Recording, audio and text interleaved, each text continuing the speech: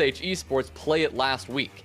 That suggests to me we have seen some sort of counter-stratting, we have seen some sort of VOD review, and I think it's unlikely that SH have completely reworked their strategies in just a week's time. This could be really good for Orgless here. Of course, I didn't get to see the map bans before I actually made that prediction, but I was mostly relying on last week's results and hoping that, maybe this Orgless roster is this new force in CL to be reckoned with. Yeah, now that I'm looking at the map, I'm a little bit less confident in my Slaughterhouse, or in my, SH pick, as they would now like to be known. As like you said, SH played it last week. Orgless played Villa. So Orgless have, not only a VOD, but one that is quite literally one Playday old. So hopefully we see some new stuff from SH. The one thing that I will say is in SH's favor playing the same map 2 weeks in a row is that without Frozen, they seem a lot less rigid and strat dependent. It seems like a lot of SH's play is focused on setting up people like Afer and Psycho to frag out. Letting them cut loose a little bit more seems to have definitely helped. And with Thatcher Maverick being the bans, once again, hard breaching just became a lot more difficult. Now we have a Mira and a Goyo ban as well, which means not only is Mira unavailable, a very powerful operator, not only are there less shields for the defense to play with, but your trade-off is that you leave Cade up.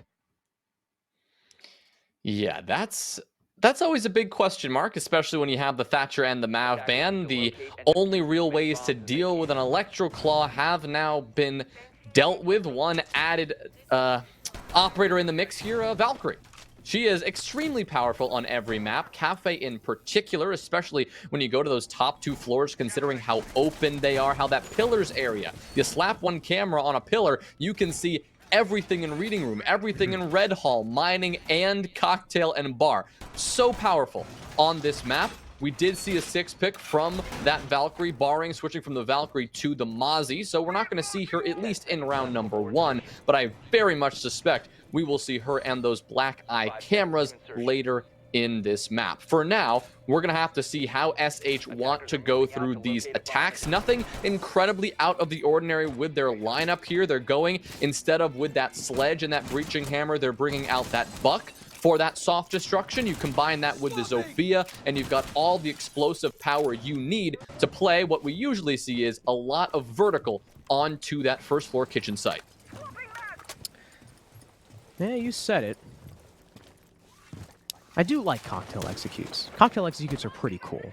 But with the way SH are clearing, it doesn't look like that's going to be the case. It looks like it's going to be your standard takeover towards Piano, opening up the red wall, which has been left soft, as, it's a kitchen defense. They're going to work to clear out these roamers. There's a Mozzie they have to contend with, barring playing very aggressively over towards White before he falls back, supported by Alec. These two players, again, having that combined, what was it again? How many kills was it?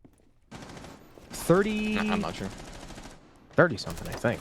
It was a lot. That's the point we're trying to make, barring an Alec. Extremely good performance in the last week. But they're not going to get too aggressive today, not wanting to contest with the entry of Psycho. But Oasis is going to have a surprise for Afer. A C4 will meet the buck at his feet, and the opening duel will go to Orgless. Ooh, well, the second one now, Hyper is challenging here onto young Alec, who's over positioned inside of a Reading Room. He'll take the initial challenge, but the Melusi will attempt to back on off as the army of drones pours their way. We can see multiple defenders now hold up inside of Dining. Dangerous position considering the soft wall and the hard pings. Young Alec will take all but 1 HP worth of damage, but will survive to fight another day, dropping down that freezer hatch, and who will now be in this fight later in the round. 60 seconds to go, but one thing remains unchecked. That's Oasis. He might have just been misdrone, but now his shot and now this air jab will communicate his position. He'll now get pins from just about everywhere, and Kilo will be the one to actually deal the fatal blow. A very good kill for SH, considering there is one fewer player to deal with when they get this push going, now that they only have 40 seconds to work with. If Oasis hit a little bit better behind the mining engine, he could have been left unseen, but now as Kilo finds his second kill of the round, that actually puts SH in the advantage. Now, they haven't been able to do as much vertical work as they would have liked to, and as Kilo drops the hatch to get killed by Prod, we're back to even. 3 versus 3, though young Alec is very lit up. But there's the kills from Prod! Retaking in the bunker, it's 2 for him and 1 more for Alec. Prod single-handedly shuts down the freezer push, and the first round goes the way of Orgless.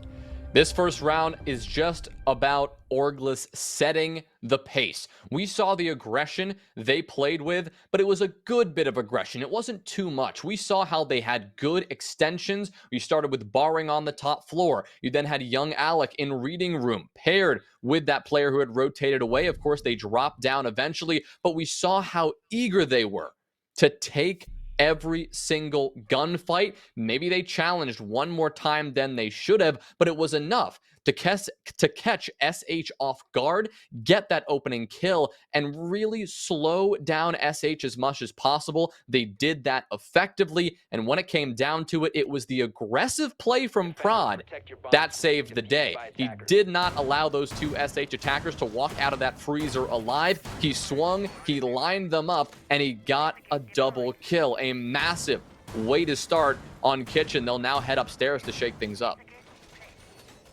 Now, maybe we'll see a cocktail execute.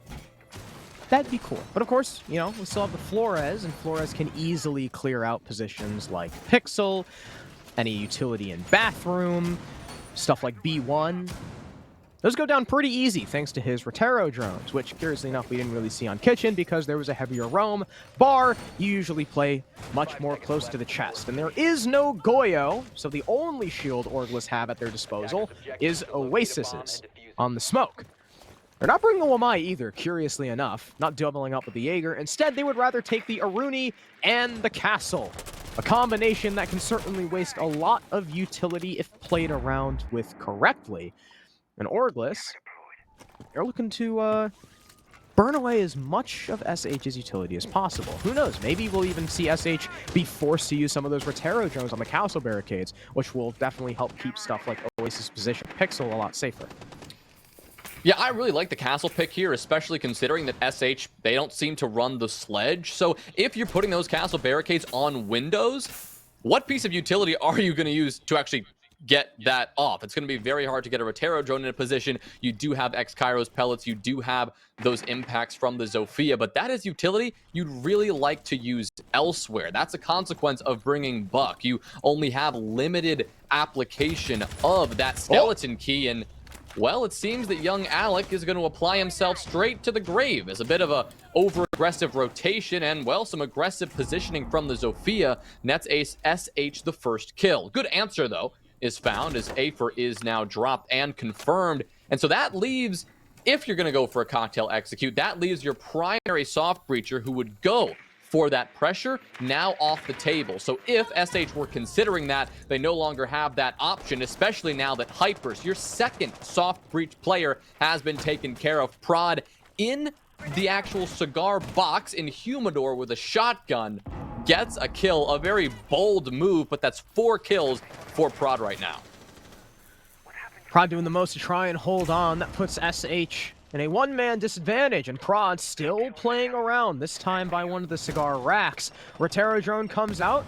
Won't clear much, though. I believe it was just for info, and the explosion went off as the Flores got off of it. SH are just holding the positions, but they're not actually pushing in, and thus the time, at least for now, is just kind of bleeding away. Gotcha is finally going to feel some of that heat, but there's the C4 from Prod. Another kill in the round for the Mute, as Gotcha, despite, you know, being pressured out a little bit, is still holding inside of Piano, and Prod has a castle barricade towards his back to help protect him. All angles right now that the attackers can come through are wholly isolated, and there's Prod with a triple kill as Psycho goes right into the side of his shotgun. Prod's looking for the fourth as the Flores is dancing around the Humidor, but it's Oasis from all the way across the bomb site to get the final frag. 2 in a row for Orgless and another 3K for Prod. Excellent stuff from Prod, and another just, I mean, it's a bold move, sitting in Humidor for the entire round, pretty much. But wow, did he make good work of that? That is 2 beautiful rounds from Orgless that time. They simply locked down Cigar. They locked down Piano and Slaughterhouse, rather SH, excuse me. They never really had a chance. I mean, they were felled as they came into the building.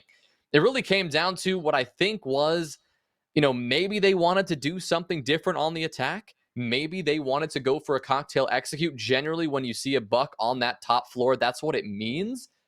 But based on their early positioning, it was really hard to tell. Good thing is, at least for Orgless, they never really had to make a defensive decision because they killed the buck pretty much off the rip. They pretty much traded 1-for-1. Young Alec fell on the white stairs just as the buck was cut down as well. So you had that trade go back and forth. But what that did for Orgless is they pretty much had a certainty of where that attack was coming from. They geared up for it, Prod positioned in Humidor for it, and they shut it down. Excellent stuff all around. SH, they've got to clean things up a little bit, and Afer will be switching off the buck to the sledge in order to do that. And we also got to talk about the mute. The mute being a huge factor in that round, combined with the castle barricades, despite actually, seeing the castle setup from the outside. I just imagine SH weren't able to fully drone out most of those players in the top floor, whether it be just the jammers and the mute as well, shooting drones inside of Cigar. But the fact that they just did not know Gotcha was playing inside of Piano, they forfeited that initial man advantage, and they just were never able to flush him out. Now we go to a lot of people consider to be the tertiary site: reading room and fireplace, or as it's more commonly known, dining. In theory, out of the 3 sites, if you're an attacker, this is the one you should take. So this is SH's chance. They unfortunately couldn't take the other 2, but they should theoretically be able to take this one. Barring playing aggressively inside of Piano will make sure Psycho can't collect too much info, and he'll continue to play around Pixel. Of course, every time you see a reading defense, there have to be players upstairs. A lot of this defense relies upon how long you can hold, how much time you can waste, how much utility you can waste, and how many bodies you can bring down with you before you have to fall off. Young Alec is hoping to not be the first body to fall this round, as he positions on this top floor, just waiting here by the cocktail entrance. Marmalade looking to not only figure out where that person is positioned, but deal with some utility along the way. The Rotero drone will go down, and I do believe it was able to take care of that bulletproof camera. The second one will be shot out, however, as I think that was the player in Freezer who dealt with that. But Young Alec as well, eager to swing, not eager to let SH even step into this long bar area right now. They remain pinned inside of Piano, inside of Cigar itself, and they're struggling to work their way out. They've only got 1:15 to work with, and it's about time they secure this top floor control. You've got Afer, who worked their way up inside of Bathroom, but still, the White Hall needs to be secured, and a player resides near Planks. Not going to allow themselves to be forced out. You see them prone here with a camera at their side, ready for this intel. However, SH will have a good bit of intel to work with as well. Gotcha now being pressured by a hell of a lot of drones, and he'll fall off just in time before the SH onslaught pours on in. But 45 seconds remain for this top floor control to turn in to a second floor push. That's not a lot of time that SH have to work with, and they've got no picks to show, only the control. That is not what you want from a 2:15 long clear. An explosive will go out and only succeed in damaging Young Alec. I believe that was the C4 from either Prod or Oasis. I'm not quite sure who it was. Afer's trying to make as quick work of the floor as he can, but all these defenders have peeled off. He can't actually find anyone in reading. That's going to try and make way for Kilo to get this plant down. He's got cover from above, but no! Afer gets caught with a nade in his hands, but luckily there's out cover from Marmalade. Hypers will get another. There's Afer from above. Young Alec, sure, he gets one, but it's a post plant as he finds 2. A 1 versus 3, every member of SH peeling off of the site, playing far and away. One is by the overturned bookshelf, to which Young Alec is going to take a significant portion of damage. Whoever was helping that man inside of reading is going to fall off, and as Young Alec is distracted by the floor holes, he'll finally get finished off by the Iana SH. Although it takes a little bit longer, take a much more confident execute. It definitely wasn't clean, but that is exactly how you execute with 15 seconds to go. That was the most coordination we saw from SH all round. It wasn't on the roam clear, which was a little disappointing to see, but when it came time to actually getting that bomb on the deck, they were extremely focused at that sole objective. They had multiple players on the vertical coverage. They had somebody at that reading door. They had every possible angle covered. Orgless, they poured on into sight. I didn't see a C4 go out. I didn't see any smokes. I didn't see any sort of denial other than simple swings. They swung, they took those gunfights, and they lost it every single time because SH, they were ready. They had all their bases covered. They got that plant down, and they took it into that post plant. Excellent performance in those last 15 seconds. Now, 2 minutes 45 seconds, the previous part of that round, leaves a little bit to be desired from that roam clear, especially that speed in which they were able to do it. They did clear it eventually, but they got no kills to speak of. But again, the round count speaks for itself. They were able to pull it out. They were able to circumvent what they needed on Orgless. And even though we saw a stellar top floor hold and a great rotation away from Orgless, they just didn't position enough to actually prevent the plant from going down. They didn't use their utility well enough, and I suspect that's why we're going to see 4 C4s this time around in the hand of everyone but Gotcha, as we really do want to see a lot more of that plant denial, and now apparently some vertical play from Orgless with that utility. I can ask you a question here. Mm-hmm. Who got the first kill last round? I mean, we were at 5 versus 5 with like 20 seconds to go. I'm not entirely sure. Yeah, because Afer, Marmalade, Hypers, and Psycho, like, all got a kill at almost the exact same time on the execute. Actually, I think Afer may have gotten that first frag when I thought he got caught with the nade in his hand. But he'll be the first casualty of this round, as young Alex C4 was able to find its mark, and hey, that's the Sledge dead on a kitchen attack. And Hypers, he's taking a Claymore as Zoph. He doesn't have breaching charges. Kilo doesn't have breaching charges either, and I don't suppose Marmalade has any. Oh no, wait. Flores has what? Stuns and Claymore? Well, he's got stuns now. So when it comes to that vertical play, I mean, sure, you can flush the roamers off. Sure, you can take the map control, but I mean, with only, what, your guns and 2 impacts from the Zofia to work with, how much is that actually going to matter? I can't believe this. I mean, this has happened, what, both times we've seen these kitchen attacks. They have lost their primary soft breach off the rip. Not only losing the first, in this case, but losing both. Now Hypers is gone. The Sledge and the Zofia have been cut away. Oasis now swings, looks for a double kill, gets it. Now looks for 3, but Marmalade is there to shut him down. But a great effort and a fantastic start to the round from Orgless, removing 3 gunners from the field of play, leaving Marmalade and Kilo alone to fend for themselves. Yeah, they've got 50 seconds, which is a good amount of time considering the progress they've made, but they still have 4 players to go up against. Not the place they want it to be. Yeah, having your 3 entries taken out pretty much all in a row like that is never a position you want to be in. Keel unfortunately missing his stun on the Aruni gate, and he might just have to hot drop into this hatch right into the waiting arms of a defender. Prod will catch him. He doesn't even get to hit the ground before he's killed. Marmalade finds 1 refrag, but she's still got 3 more. Only 20 seconds to do with. She and young Alec will tag each other up just a little bit. She's only got 15 seconds and no diffuser control. This round is pretty much hopeless. She's just kind of going for stat padding at this point. She'll spot 1 player through the rotate, deal more damage to young Alec, not be able to finish him off quite yet. 3 seconds left. This round is done and dusted. Orgless take round 4 off the back of a reading room roam, thanks to Alec and Oasis. And SH, I mean, their roam clear, while the top floor take was quick, they had lost Afer in the process, and they simply could not dislodge the mute. I suppose at least their saving grace is Bar and Cocktail doesn't require a heavy roam clear, right? Unless you're really going for a cocktail execute and pushing into reading, you don't have to take map control other than piano, other than cigar. You can just push right on into the site. Maybe that's what they need to find some more success here. But it really does seem that something has to change. The one round Mm-hmm.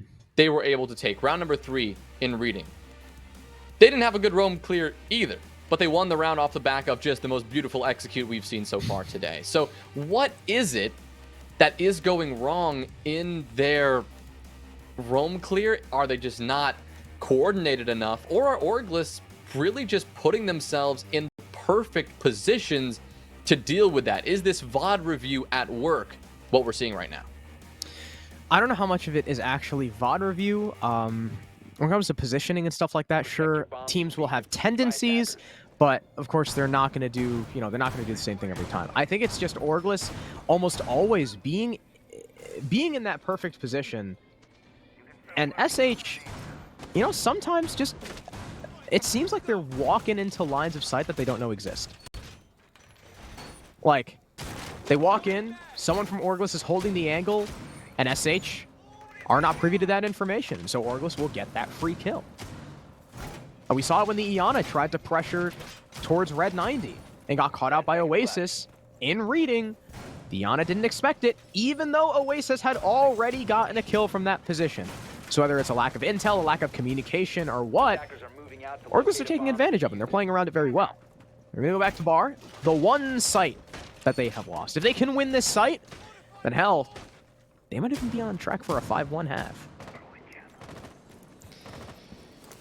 I mean, Kafe, it's one of those maps that really goes with the flow of the teams you've got in front of you. I'd say more so than a map like Oregon or Clubhouse. This one generally goes 3-3, but you can always find it going in the way of the defense, as Orgless are hoping to prove here this evening. Looks like they will be going with a pretty similar strategy in terms of this cigar hold. Prod is once again holding out here in Humidor, a mute jammer at his feet, and a shotgun in hand. If anyone wants to drop this red hatch, a rude awakening sits in their path. Prod will continue to reposition, making sure that he can't get pre-fired from any angle. No nade able to come on down and immediately force him out of a position, because Psycho, we can see the Yana with 2 nades in hand, could be in a position to strike. They're also in a position to strike here over on Young Alec, who's been spotted out in mining. Hyper's a drone at their feet, but Young Alec is quick to rotate away, not taking a single bullet of damage. Wow. Gotcha, no way you just did that. He'll hop out the stage window, and he will find 2 kills with it. Afer and Kilo say goodnight for this round, and Orgless take a huge advantage once again on this top floor. You just cannot be letting someone get away with that. I mean, if he gets 1 kill and it's a 1-for-1, it's like, okay, you didn't expect it, you got the refrag. But he got both of those players. That's almost just unacceptable at that point. And no, the C4 from Prod. It'll find Psycho. And then that leaves just Marmalade as her teammate is taken out. It's a 1 versus 5. Again, this is pretty much just undoable. I also just realized at the beginning of this round, I said Orgless lost this round. I had it in my notes wrong. So that's on me. My bad. They lost reading. Marmalade's gonna get a brilliant headshot onto Alec, but I don't know if... Whoa.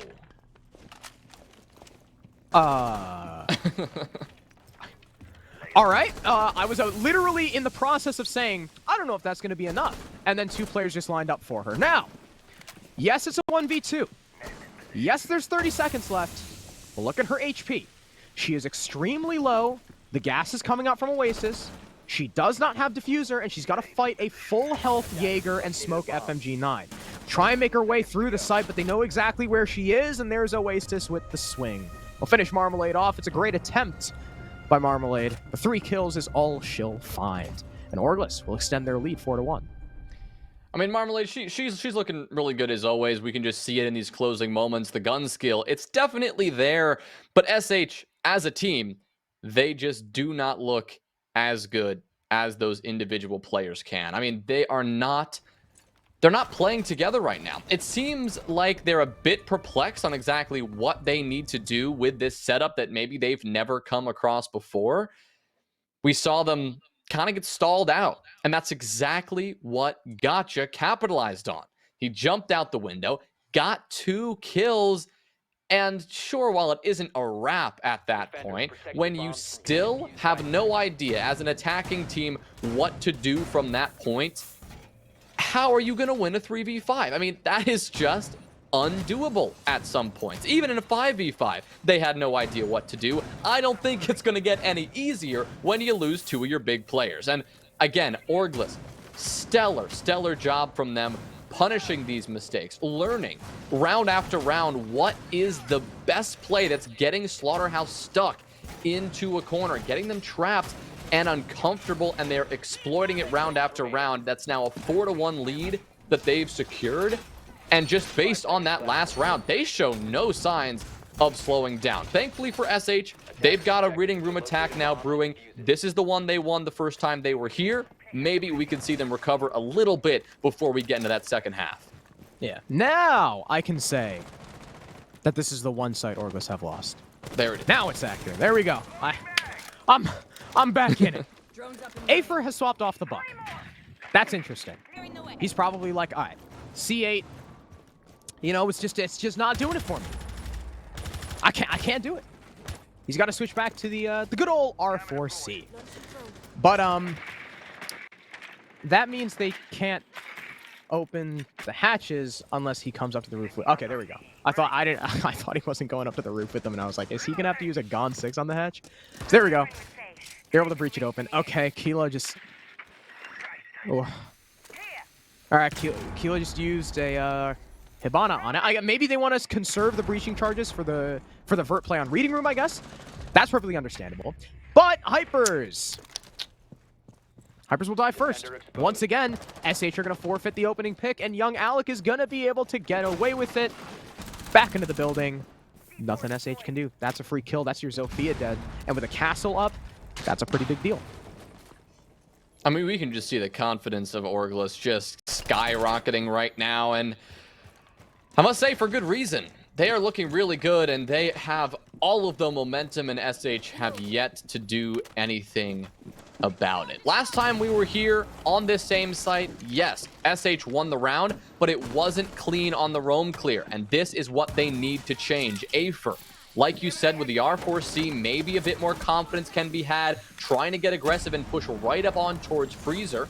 Maybe wary of a possible C4 from below for good reason. There still is one in play. Oasis now going to toss that up, but misses just slightly, and that will give Afer the cover to push on into Freezer itself. Psycho joining on this clear down the White Hall. They've done a good job of forcing Barring back and to rotate away. This is more progress than they had made last time, but once again, they need to turn this top floor control into second floor pressure. They need to establish the vertical, and without that sledge, they're going to have to rely on these breaching charges to make that happen. Yeah, at least the Zofia didn't die any with her in her pocket, because Hypers has been running Claymore for whatever reason. Don't quite understand that decision, but if you need one and you don't want to bring the flank watch of a Nomad, then sure. Afer could hear that C4 through the floor. I don't know if he just didn't call it out to Kilo, or maybe that was just on our side. Either way, it's going to take him out. And Afer actually shot a breaching round at the floor despite the ADS not being cleared. Now, luckily enough, there's 2 kills the way of SH, so they can at least even it out, but they're busy hammering at a castle barricade. That's almost a comical situation. And Oasis is just going to spring up behind it, get the 2 kills. Barring gets the last one off camera. Wow. What a comedic way to end the round. Yeah, the classic, you're out of time, you have no utility remaining, and you have to sit there punching a castle barricade for your lives. Not the best situation for SH.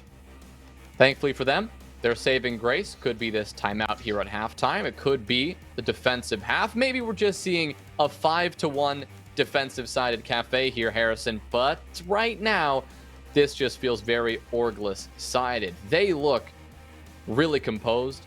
Their roams and their extensions have looked incredible. They are doing such a good job of not only applying that pressure, but that's only half the battle. They are rotating away, getting away safely at the perfect times. That is really impressive stuff. It is not easy to do to not only get that extension, but to get out of there with your lives and have the intel in place to get not 1, but 2 Nitro Cell kills from below in 1 round. It's textbook from Orgless. SH have no idea what they're walking into, and you can see it by the scoreline. They fall 4-round deficit now. Defensive side is where they just have to stack all their cards and hope this is how they can pull it back. This game has been really interesting too for another reason.